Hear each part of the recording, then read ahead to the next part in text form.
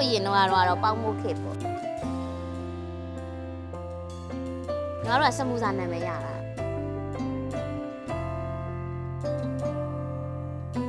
ဒီ mass design ကိုစဝင်လာတော့မှဟိုသမီးလေးငယ်ငယ်ရဆိုရင်16နှစ်18နှစ်ရှိပြီအမဝင်လာတော့18နှစ်ရှိပြီ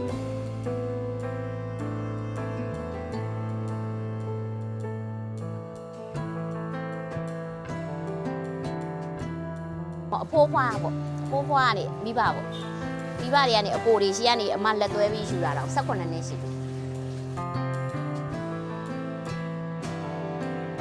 မဆာရောင်းလာတော့မှ300ကျော်ပဲရှိသေးတယ်အခု3000ပို့ပါလေ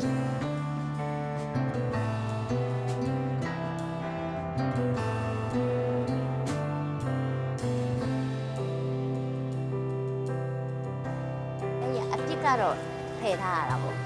အပြစ်ဖယ်ထားပြီးရင်တွေကတော့အမြဲကြုံထားရတာပေါ့ကဲလို့လူတီတဲရပြီးွားပြီဆိုရင်မတို့ကဒါပဲရည်အပြစ်ကိုလောင်ပြီးရင်တွေနဲ့ပြန်ဆက်လာတာပေါ့ပြီးရင်ပြန်ပူအောင်လုပ်ရတာပေါ့ဒါမှလည်းပဲရည်ရဲ့အရာတာတခါတည်းတစ်ပလိတ်ထဲတော့မကြုံထားဘူး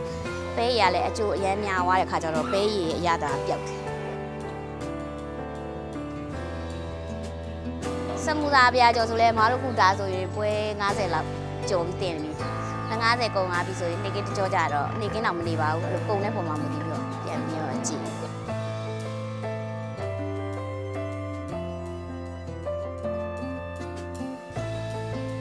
တယ်အမကိုယ်တိုင်လည်းအဲ့လိုအော်ဒါပွဲတွေဆိုရင်တော့လိုက်ရတယ်တကယ်လို့ပွဲထက်နေရမျိုးတွေပါဆိုရင်တော့အမရဲ့အကိုအကြီးဆုံးတွေဝါရင်တွေပေါ့သူတို့တွေပါခေါ်ပြီးတော့သူတို့ပါသုံးရတော့တာပေါ့အကိုရဲ့ကူညီပါအောင်ပေါ့ဆင်းပေးပါတယ်သူတို့တွေလည်းအခုချိန်ဒီလည်းအခုလည်းလူကြလာပြီဆိုရင်သူတို့လို့ဝင်ပြီးတော့ကူညီတာမျိုးတွေရှိကိုတွေက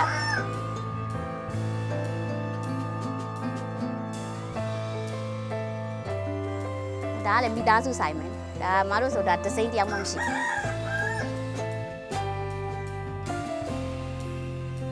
စပူစားတော့အားရှိတဲ့အရာတွေပါတော့အကုန်လုံးကလေပဲအာလူးပါညာလေကော်ဖီဆိုလဲအမတို့ကဒီကော်ဖီတုပ်တွေဆိုရင်အမတို့ကစားရည်စိတ်ပြီးတော့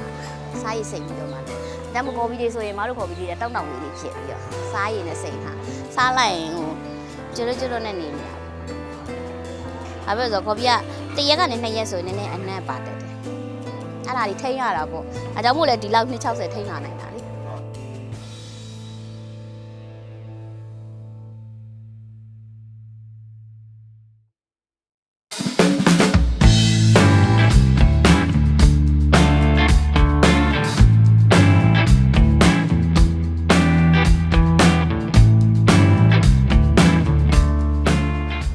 အားလုံးပဲမင်္ဂလာပါချမ်းဖူး UK ကနေကြိုဆိုပါရစေကျွန်တော်ဒီမှာရန်ကင်း12လုံးတန်းကရန်ကင်းစမူစာတုပ်ကို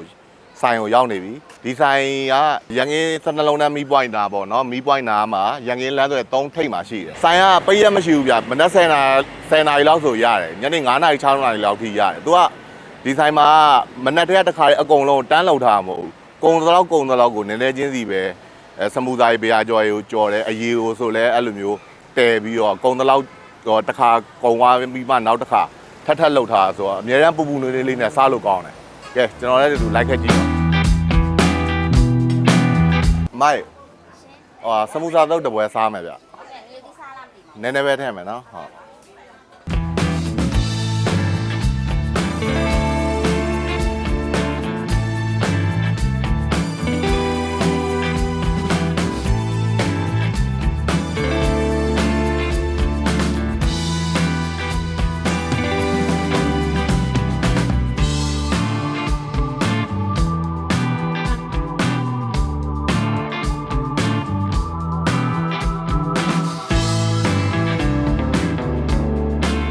ဒါတော့ရောက်ပြီဗျာဒါကျွန်တော်ငငယ်တုန်းကစားခဲ့တဲ့ဆိုင်ပေါ့ငငယ်တုန်းကဆိုတာ68 2000ပတ်ဝန်းကျင်ပေါ့အဲ့ချိန်တည်းကစားတာကျွန်တော်ငငယ်တုန်းကစားဖို့ရဲ့အရာသာနဲ့အခုအရာသာနဲ့ဘာကြီးကွာမလဲပေါ့နော်အရင်တော့ကကျွန်တော်မှတ်မိသလောက်ဆိုရင်တော့15ချက်ဗျအခုတော့3000ဖြစ်သွားပြီပေါ့နော်တပွဲ3000ဖြစ်သွားတယ်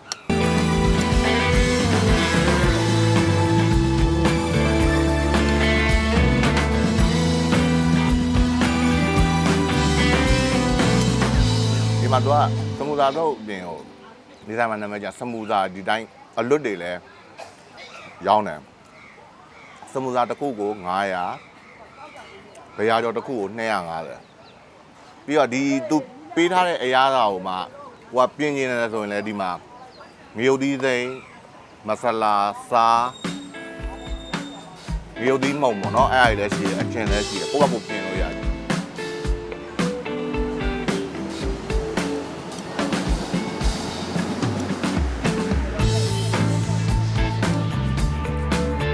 မိုက်အရေးလေးနဲ့လား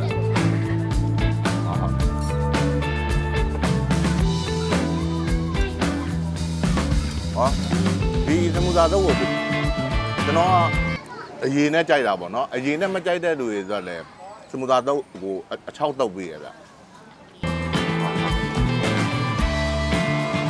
ဒီလိုပဲပါ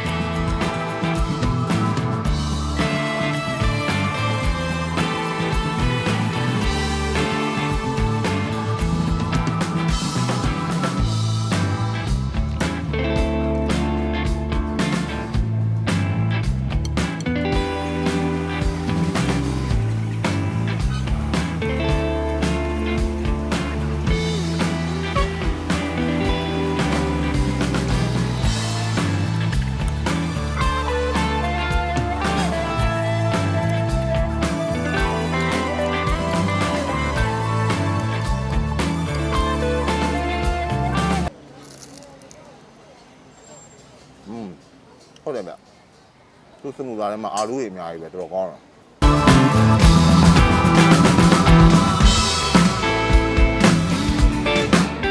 ရန်ကုန်မှာကျွန်တော်အကြိုက်ဆုံးစမူစာပဲ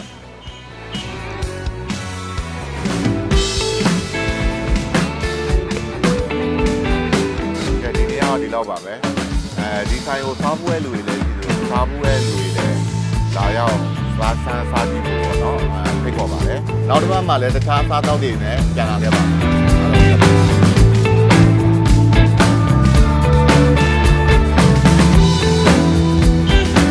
နောက်တစ်ပတ်မှလည်း